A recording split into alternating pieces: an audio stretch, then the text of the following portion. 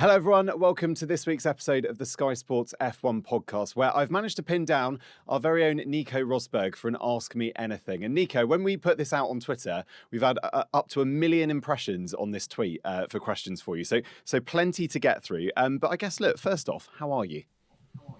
I'm very well, thank you. Just came back from a big trip in the US where I combined a couple of things like some venture capital activities, so startups, representing Jung Heinrich, which is an electric forklift brand out of Germany, and even my Green Awards, because we have one of the biggest sustainability events now in Europe called Green Tech Festival, and we went to LA with that, so we had a nice gala evening there as well. Busy. And that's all since Qatar, all in that week. Oh, sorry, that was before Qatar. So it was on the way to Qatar. It was on the way to Qatar. My calendar is confusing me. That makes sense. I was going to say, what an awful lot you packed into a week. Well, look, great. Thank you, Nico, for joining us. A couple of the big storylines that I want to get into with you. I mean, look, we've got this triple header coming up. We've got Austin, Mexico, and then Brazil. I think one of the big stories is that Daniel Ricciardo is coming back. Before we talk about Daniel, my first question to you really is about Liam Lawson and how you think Liam's done in that AlphaTauri car. And if you were to give him a mark out of 10, what would you give him? No, I think Liam has done really well. It was such a difficult situation to jump into. So if you give it out of 10, you would say 8 or even 9, because he just did a solid job and he secured himself. No, he didn't secure himself a drive for next year, did he? But I think he put himself in a great position to get a drive in the future with AlphaTauri. What are they called now? AlphaTauri still? Yes. Yeah, it's still TBC about what they're going to be called next year. And then, so Liam had a good. I mean, he got P9, didn't he, in Singapore as well? So got his first points in Formula One. In terms of what Daniel now has to do, so he's got 5 races, right, to kind of prove his worth. I mean, we know that he's going to be driving for AlphaTauri next season, but with the issues of Sergio Perez, what do you think would be a good 5 races now for Daniel? Well, first of all, Franz Tost on the grid in Qatar told me that Daniel was still struggling in the simulator 1 week ago with his wrist to do a full race distance. So let's see. I think it won't be easy for him to come back and be physically, 100%. So I wish him the best, and I hope he manages, because it's so physical driving these cars. Even when you're, like, in terms of wrist, it's not just steering. It's also when you're braking. When you're braking, you're pushing against the steering wheel a lot, because you can't allow your body to just flop forwards when you're braking into the seatbelts. You need to push against and steer. So there's incredible forces on the wrist. I wish that he manages to come back and feel fit to race, obviously. And then the 5 races he needs to do now, I don't think there's such high expectation on him now, because he's got the drive for next year, and I think it just needs to be solid. We got a question here then from Instagram, from Indian Motorsport fans. Do you think Ricciardo can win a race in Formula One again? Well, it's definitely not going to be easy, because first of all, he needs to get himself into a top car, so he needs to do a great season in AlphaTauri next year. Then perhaps if Sergio continues this form, maybe even throughout the season, Daniel could have a shot at getting into the number 1 team. If he does really well, then there's no reason why not. And if he gets into number 1 team, either sometime next year or the year after, 2025, then he will have a great shot at winning another race. So there is a chance, but it's still remote for now. And I guess, look, totally unrelated, another tweet here from James. Do you think Sergio will keep his seat for next year? What do you think Sergio's got to do in these next 5 races? Similar question to Daniel, but what do you make of Sergio's next 5? Wow. Well, first of all, I feel for him, because it's such a horrible situation to be in. The pressure of the world on his shoulders, and the social media world is criticizing him so much, because also all F1 fans are relying on him as well to keep things exciting. And in a way, he let F1 fans down because he made it too easy for Verstappen. And I was in that situation with Hamilton. That I was really carrying the expectation of everybody on my shoulders to keep it exciting and to not let it become boring, the racing, with Lewis Hamilton being too dominant. And so it's really, really a tough situation for him.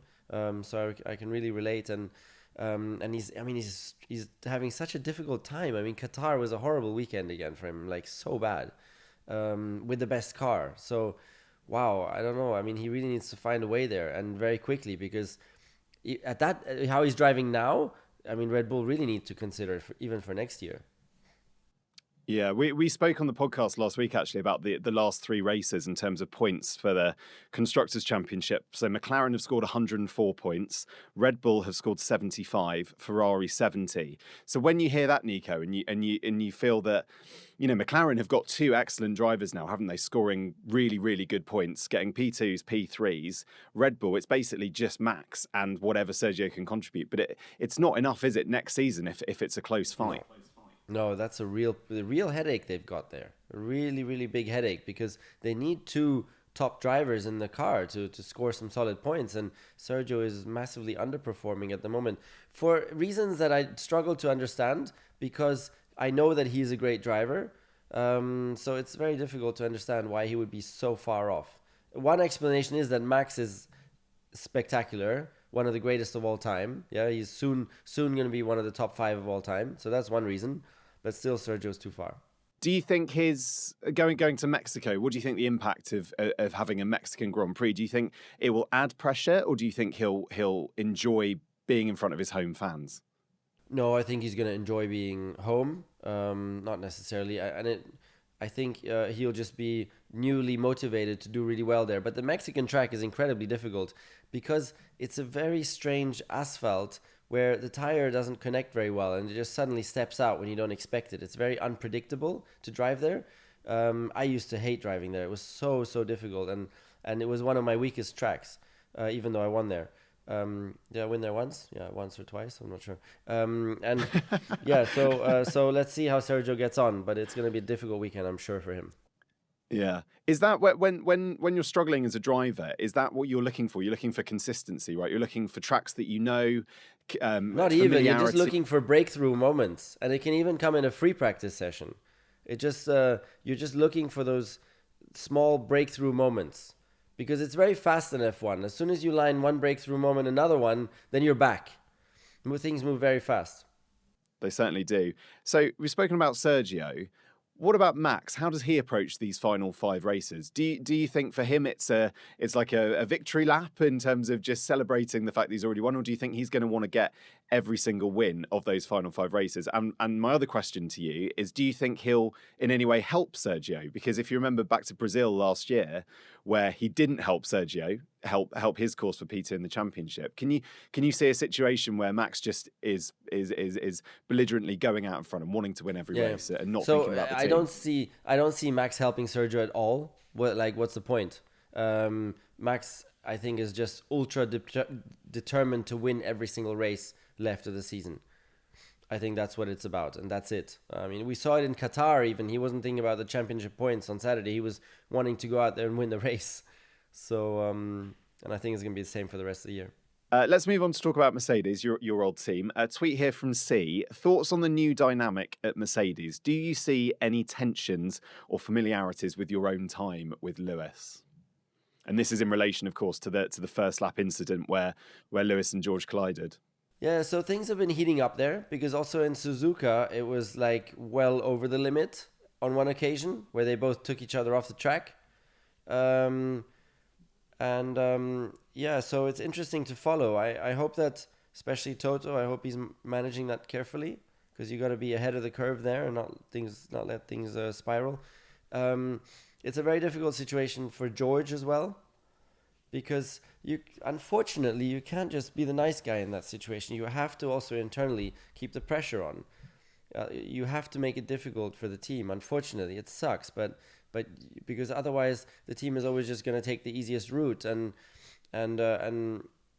yeah, so it's very uncomfortable, because George needs to be pushing, which he does on the radio. You can hear him on the radio in the racing, like saying again and things like that. So he's really trying to hold against it. Yeah, and I mean, okay, it was a good one now in Qatar for George, because Lewis actually admitted, so that was a big win for George in that sense, also internally. But and which is very rare, because in my time Lewis never had 100% of fault. So he never actually had to admit in that way. So it's very, very rare for Lewis to be 100% at fault like that. Usually never happens. So, but yeah, to be watched. I mean, it's an interesting battle and dynamic that's opening up there. Did you think the fact that Toto hasn't been in Japan and he wasn't in Qatar, do you think that has anything to do with maybe things getting a little bit loose and a little bit not out of hand? That's way too extreme, but maybe his absence. Yeah, that would not have been ideal because Toto is the only person there that can manage that. He's the only person that will have the authority and respect to be able to handle that, and he's the right guy also to handle it. Because no one else can force them to sit down really and have a discussion and hit the table so yeah, I think it would be very good for Toto to be back at the racetrack.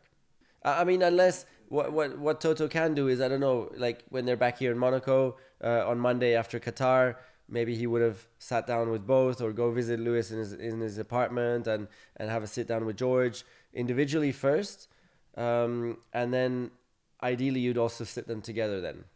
Is that the kind of manager he'd be then? He'd go to each individually and then bring them together, obviously for the team, and then do that. Yeah, he would do that. Yeah, and I mean he's had so much experience with managing teammates, so he knows what needs to be done. And the most important for him is to be neutral, which was an advice that Alain Prost gave him back in our time. He said, Toto, the most important is never take a side between the drivers. Stay neutral, because once you take a side, it spirals out of control. And so I think Toto will have learned a lot, and I'm sure he'll be managing that well. Yeah. And obviously Hamilton's only 30 points behind Perez in the championship. So actually there's quite a lot to fight for and play for, isn't there, for Mercedes at the moment? I mean, how do you think Lewis is going to, again, this sort of same question, but how will Lewis approach the final 5 races? It's a weird one for him to be going for second in the championship, but will he still be going at that with all the vim and vigour that you'd expect if he was going for the number 1? Well, I think the frame of mind is to continue scoring as many points as possible, to distance George as far as possible in the championship, which this year there's a sizable gap there, whereas last year George beat Lewis in the championship. This year it's gone really the other way, and there's actually a very, very big gap, because Lewis just had a very clean season and really optimized. I mean, he's had an incredible run, optimizing points everywhere except for last race. But yeah, definitely I'm sure Lewis will also be keen on getting P2 in the championship, because beating a Red Bull car with the Mercedes the way it was this year would be quite an achievement.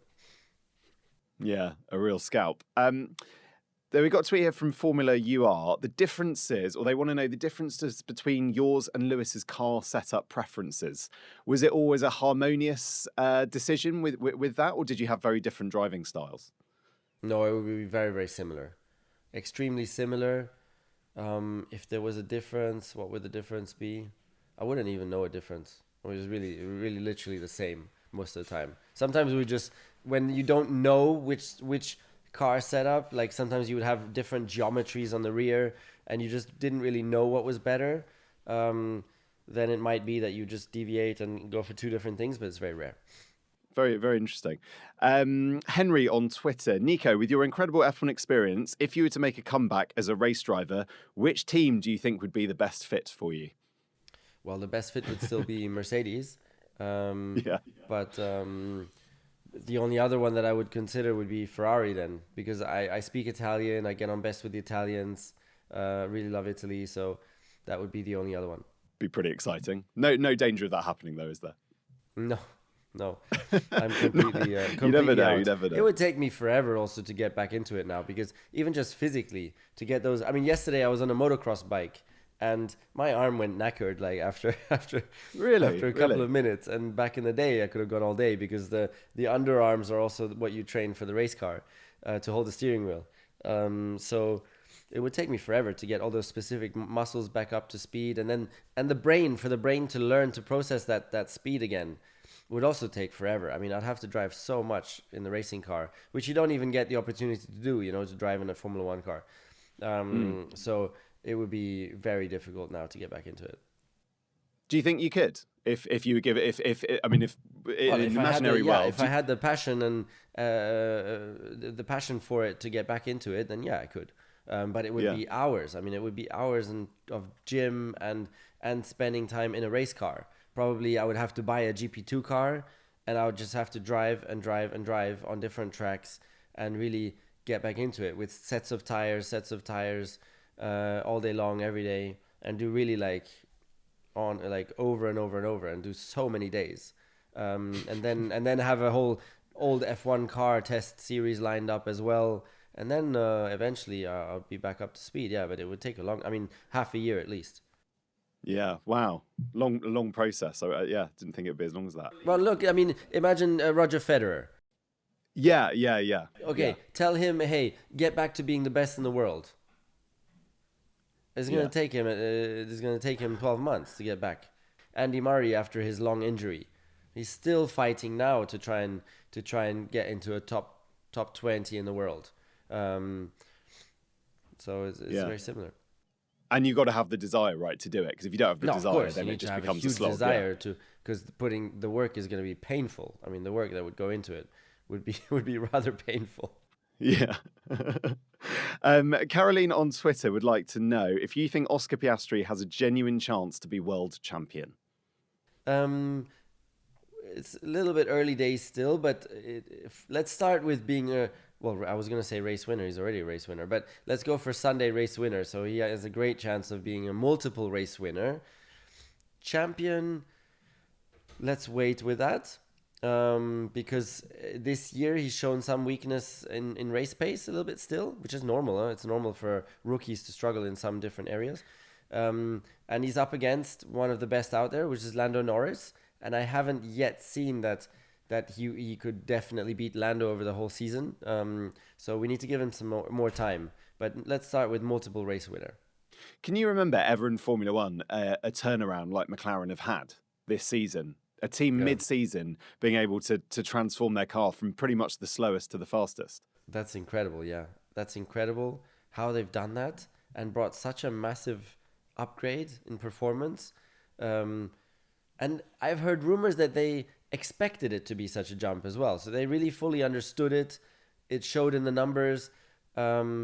It's all to do with the regulations still being so young, though. So they really copied a lot from the Red Bull car, from the concept. And so suddenly the car just came alive because it's a very different concept they've gone to throughout the season. So it has to do with the fact that the regulations are still young. And in terms of back to Lando, what do you think the impact of having Oscar in that team will be for Lando? Do you think it will raise him up, and do you think it will raise his game? Because ultimately, I guess if you look back at the last couple of seasons with Daniel, there were only a handful of occasions he was challenged by his teammate. And I think now, would you agree that he's got someone who's going to challenge him week in, week out? Yeah, but I think Lando has been doing really well when he wasn't really challenged so much. I think he was always at his best. And then if you look at Qatar now, suddenly you've had Lando who's a little bit off, never putting a lap together in qualifying, and therefore having a worse grid slot, and not getting the best out of the weekend because Oscar beat him both on Saturday and on Sunday. Plus, what was a little bit of a worry, because Lando always says himself how he has sometimes challenges with mental health. And I saw some signs of that unfolding again this weekend, because he goes into this spiral of then saying, "Oh, I'm not good enough, and I'm just making mistakes, and I've done a bad job," and he just repeats that over and over, and that's a typical example of a little bit of a mental struggle there, you know. And I was gonna write him maybe, because I studied with a psychologist for 10 years. You know, I was really the driver who was most dedicated to improving my mental performance, but also mental well-being, actually, because it came hand in hand.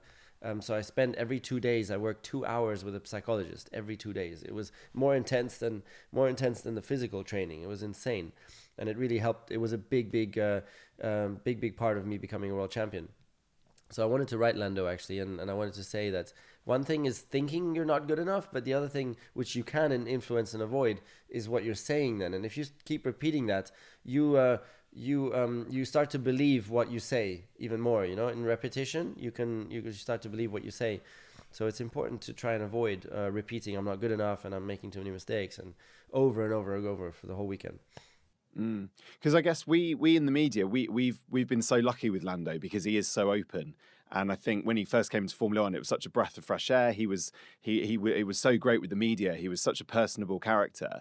Do you think almost he has to go into a bit of self-preservation mode and go, actually, I'm going to give less away. I'm going to be less honest with my answers in the media pen and keep all of that back a bit, because that's going to help me, like you say, not talk about it so much, not be so open. No, but let's find the balance there. We all appreciate his honesty, and that is how he is. So that's great. So he should keep that. So it's just a matter of say it once, hey, it's just been not my best weekend. For some reason, the car was a bit difficult for me to put the lap together in qualifying, and then that's it. But there's a difference between that, saying it once like that, and just repeating it for the whole weekend over and over. And there's the difference. Changing tacks, on Instagram, Sonia would like to know, could you be a team principal, if not a driver? I don't know. The whole human resources thing, hiring people, managing people, that's not really, it's not my greatest strength.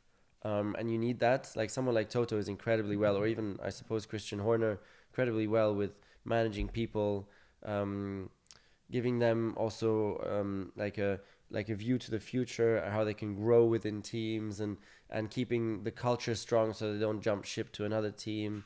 That's a really big strength of Toto's, and I don't think that I have that similar ability. So that would be a little bit of a weakness, an important weakness there. Apart from that, then also I would not want to put that kind of dedication to my life ever again, actually. Because being a team boss is a 24-hour, every single day of the week job, even a Saturday, Sunday. It's such a demanding job. So I don't ever want to put that kind of dedication into work anymore, because I value my family time too much for that. And if I could show you now, I was riding a horse with my daughter on the weekend. I was riding, which was very nice. How times change. The horse was it's like a race car. The horse, like, it's unbelievable. Like a little twitch on the right, and it will do a slight turn to the right. Little twitch on the left. Like, it's amazing. It's incredible. This is how you train for Formula One again, Nico. You just be on a horse, and it will do everything you need to do. But in terms of what perhaps a team principal does on a race weekend, in terms of the managing of a team and the strategy of a team, would that be something you'd enjoy? Of course, there's parts of that role that would be very enjoyable. Yeah, certainly. Especially like managing the drivers, with the engineers, getting involved in strategy, making those kind of decisions. I think there definitely I would have strengths.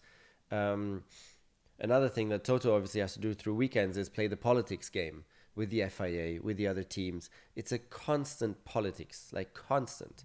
Even now with the 11th team, all the team managers are trying to, or team owners are trying to stop that, and leveraging Dominicali and the FOM to try and stop that with against the FIA, and it's like politics all day long. Like Christian Horner trying to get some different engine regulations, so they have to do politics to stop that from happening, and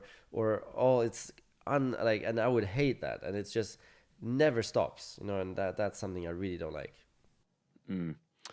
John on Twitter would like to know, which group make a good F1 team great? Engineers, mechanics, or strategists? In other words, if you were forming a team, where would you invest most heavily? Where did you spend most of your time as a driver in a Formula 1 team? Well, that's the thing, that in F1 really everything matters, but I would probably start with the aerodynamicist. So I would invest most time and money to begin with. But it's not correct to say that. But anyways, that's my feeling, that I would go aerodynamicist. The problem is you need just as much then the guy on the construction side who's going to actually put what the aerodynamicist wishes into an actual car without it breaking. It's just as important to fit everything together, to package it. Then we come to the engine. Just as important to have a good engine. Otherwise, you're just going to be nowhere. So it goes on and on. Then you need a good team boss to keep the team going in one direction. You need to invest just as much in having the best drivers. So it's a whole package. It's not just one area. I guess that's why we love Formula One, because it's so complex. George on Twitter, this is a silly question. How do you keep that hair looking so glorious? Oh, there Any we go. tips? I have quite a good hair day today, actually. Just putting it in place. What's your routine? Yeah, there's a whole strategy to it. So there's a hairspray which goes to the skull first of all. Then the hairspray goes on top of everything, and then there's also hair powder, which that is the best invention of all time. Hair powder. Everybody has to try that. It's amazing. I'm going to take note. Very good. A tweet here from Bia. Who are your top 3 favourite Formula One drivers of all time? Top 3 favorite Formula One drivers of all time. Well, Mika Häkkinen, because my father was managing him, so Mika Häkkinen, and I was cheering for him big time in his fight against Schumacher. Before that, I didn't really see anybody because I started to get into F1 with Mika Häkkinen. So then after Mika Häkkinen, in that period before I started, who was my favorite? Don't think I really had a favorite in that period then. There was Raikkonen, Alonso, Montoya. I think Montoya was awesome because it was just so exciting to watch him battle Michael in wheel to wheel. That was awesome. So maybe Montoya for a period there. And then, of course, once I started, it's more difficult to say favorite driver. So let's go for Häkkinen and Montoya. But then looking at history, my dad. How about that? So Yeah, Häkkinen, my that's dad, a pretty and good Montoya. 3, isn't it? There you go. Pretty good 3. As a driver, yes. So obviously, look, we've got obviously the 3 races coming up, but then we're going to Las Vegas. I'm intrigued to get your thoughts, Nico, on what if you were racing in Formula One now and you've got a brand new race on the calendar like Las Vegas. Do you go, oh, that's so exciting, can't wait to race around Las Vegas, or do you go, oh, there's going to be so many more media commitments, I'm going to be exhausted. It's a new racetrack. It's so much to learn. Where do you sit? Where would you have sat in that scale? Yeah, it's a mixture. I mean, it's super exciting to go to Vegas. At the same time, you know that the burden of everything apart from the actual driving is going to be tenfold almost for the whole weekend. So that's something that then one would not look forward to so much. So it depends. It depends, but I think in general it would be just exciting. I mean, I would love to have had Vegas on the calendar at the time, and in the lead up now, I would be in the simulator at the headquarter, and I'll be doing laps and laps and laps and practicing the Vegas track. Probably even doing a race distance, so I can practice the lift and coast, so which is the managing the fuel consumption, and so you'd probably even do a race distance to practice that. Do you think now simulators are good enough and well made enough that actually once you get to Vegas, nothing's really a surprise? You kind of expect a lot of it, or how much of that would be a surprise? Maybe like the track surface and things like No, that. simulators are still quite far off, and they always will be. It's always it's a real challenge to get that to be 100% realistic. But anyways, they've made progress, and it's still worth spending time in it. Yeah. Final couple of questions. We know that Andretti have obviously been given the green light by the FIA to enter Formula One. It's just now down to Formula One to decide. What are your opinion? What's your opinion, Nico, in terms of would you like to see an 11th team in Formula One? And can you understand the pushback from the F1 teams that don't want an 11th team? Well, I mean, would you like to see? It's an easy answer. I would love to see another competitive team being in F1. There's no point to have another team that's just going to run around in last place. That would be completely useless. So we don't need that. But if that team can prove that they have the competence, the people, and the funding to be competitive within a few years, then of course that would be great. Because also there's talk about it being backed by Cadillac. So then you'd have a American car manufacturer, American team. That's awesome. That's super cool. Then all you need is an American driver, and then you got the full package, and it would be amazing for the sport. And the pushback from the teams maybe comes because some people think they're just going to be uncompetitive. So that could be some pushback. And then, of course, they take some money away from the pie. So teams and F1 get less revenues, less profit. So there's definitely going to be pushback as a result of that, which in a way is understandable also. But personally, if they can prove that they can be competitive, I would love to see them in F1. Yeah, I think we all would. Final question. This is from Jeannie on Twitter. What is your favourite ice cream flavour from your ice cream shop? Yeah, so we have a ice cream shop in Ibiza. It's called Vivi's Creamery, and we're number 1 now in the Balearics, which is awesome.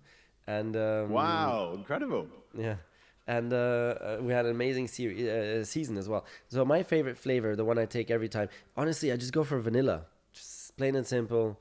It's awesome, so I really like that. I go vanilla stracciatella.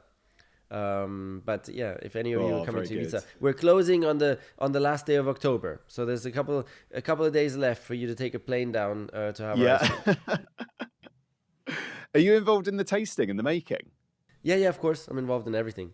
Wow. Yeah. It's like a passion project from Vivian and I, which we share together, and so we just we get involved together. Have you had to learn a lot about ice cream making? I guess you have. Did you have any prior experience of ice cream making? No, we're all started from zero. Even with having a shop or everything, we just started from zero, and we have like 10 employees now. So it's like quite a big machine. It's been a lovely experience. The problem is that when we're there in summer, we go every second day, and then it's almost like all you can eat. So it's not the best. Health-wise, it's not the best, but thankfully it's just in Ibiza, so yeah. Oh, very good. Nico, thank you very much, and thanks everyone for sending in your questions. I'm going out to Austin this week, so we're going to do the podcast from somewhere at TBC, not really sure yet, where around Austin, but until then, we'll be back next Tuesday. Hope you can join us then. Bye for now.